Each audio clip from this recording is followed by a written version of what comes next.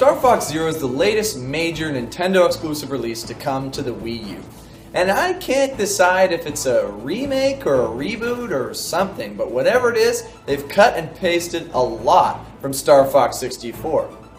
Now, new players to the series won't even recognize this at all. They wouldn't have played the last game, so this isn't a big deal, and the stuff they've cut and pasted is actually some, of the favorite sections that at least I had for that game. And for fans who did play Star Fox 64, you might be split between, well, this is good because I enjoyed those parts of the game, and, well, can we get something new, please? And I'm kind of torn between both. They have added new things to the game and new sequences, and we'll talk about those, but the copy and paste thing, to me, just feels a bit lazy.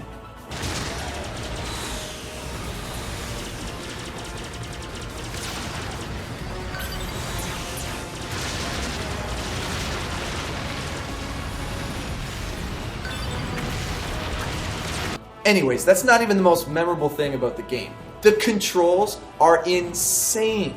They are incredibly counterintuitive. You got to use the Wii Remote to aim and shoot while looking at the TV to see where you're going, and use the sticks to steer at the same time. It's really tough to handle. You can get good at these controls, and if you play enough, you will get good at them. They seem ridiculous at first, but after a while I realized the whole point behind why they wanted to add this new control system into the game. They've added a ton of free roaming sections in with your R-Wing where you fly around and attack enemies from different angles in these sort of dogfight style battles. And when you're doing that, it's going to be a lot harder to aim and shoot with just using the stick. So they wanted you to be able to fly around and aim at the same time to hit enemies. The problem is it's really tough to focus on two screens at once. The bottom screen to aim and be precise where you shoot, and the top screen to see where the hell you're going. The problem is that the aiming reticule that shows up on the screen and on your Wii pad are different. They don't connect. So when you're looking through from your pilot's view on the Wii Remote, that's what you're going to hit. Whatever you're looking on the TV screen, it has nothing to do with where the shots are actually going to go. So you've got to be constantly looking back and forth between the screens. Okay, where am I aiming? Oh shit, where am I going? Okay, no, but I've got to hit these guys. Which is really tough to get down and so counterintuitive. People who play video games are just not used to doing that. It's difficult. What's great about this though is when you actually finally learn how to do it somewhat. I don't know that I've even fully learned quite exactly how the intricacies of this control scheme work, but when you do get it down, you'll get into situations where you start to get a feeling like you're in an intense space battle in a turret, like in Star Wars in the scene where they swoop by, boom, boom, boom, boom, boom, boom. Like it can be really fun and give you that elation that you feel from just flying through the air and shooting things out of the sky. It worked really well for some reason.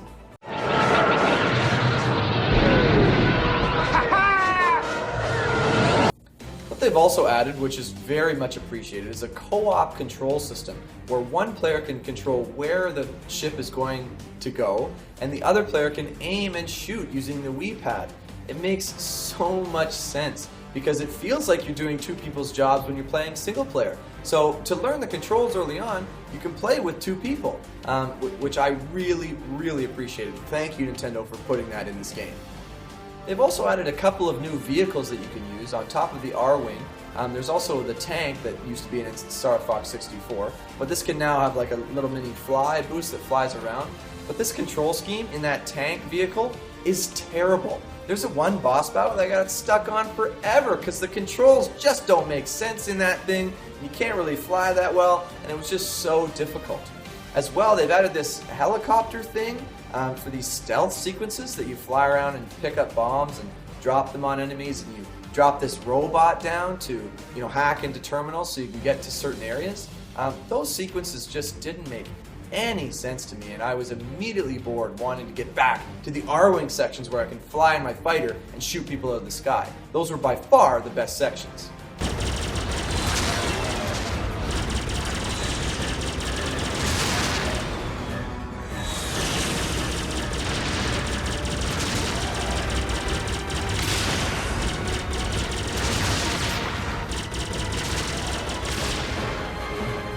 As a is a really action-focused game. Obviously, the plot is not a major focus. I do feel like it's worth mentioning, though, that the campaign is really disjointed. You jump around, there's different alternating routes that don't even really make that much sense. It's hard to follow what the hell's going on. All you really need to know is you're in this war, fighting against Andross, fly around, and kill his enemies. That's pretty much it. Don't read too much into it otherwise, because I found I got lost pretty easily. As in StarFox 64, there are a bunch of boss battles that you can engage in StarFox Zero. These include you taking on these massive enemies, shooting different areas and finding their weak points to take them down. These are some of the most fun sections of the game, and also some of the more frustrating. Some of the bosses work really well. The level is huge enough that you can fly around and take them out from different angles, and they offer just the right amount of challenge to keep you engaged, and the controls aren't an issue. But some of them, especially the ones when you're on the ground, the controls are an incredible obstacle to beating the boss. They were super frustrating. The presentation in StarFox Zero is incredible. The amount of scale that you feel when flying through these levels, these are huge levels. And one of the levels when the boss was down to low health, I just flew in a straight line for a while, and it took a really long time until it forced me to turn around. I was just super impressed with the amount of space that you can travel in some of these dogfights, as well as how beautiful the game looked. It ran at a pretty constant 60 frames per second with only a few drops here or there, and the graphics looked real nice with all the lasers and stuff. My personal favorite was the space battles, with the galaxies drifting off in the distance and the stars, and seeing all the ships and the colored lasers flying through the air was incredibly awesome to look at. I was super impressed. Overall, StarFox Zero is a really tough one to get into because the controls take you a good couple of hours to learn and actually get down, let alone get good at. So it's hard for new players or even inexperienced gamers to really get a good feel for the controls. But after you do, StarFox Zero actually turns out to be a pretty exciting game with some really cool fighting sequences.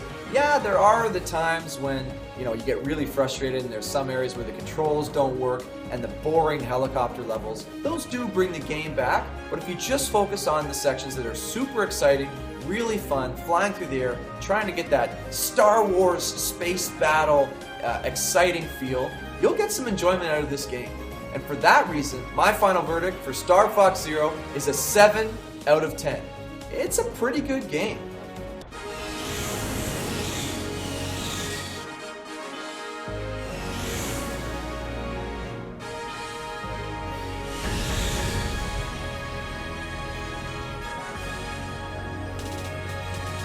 Well, that's it for StarFox Zero. I want to thank you guys for watching. Don't forget to hit that subscribe button and maybe leave a like if you enjoyed this video. And I hope to see you guys next time on Yes Guy Gaming.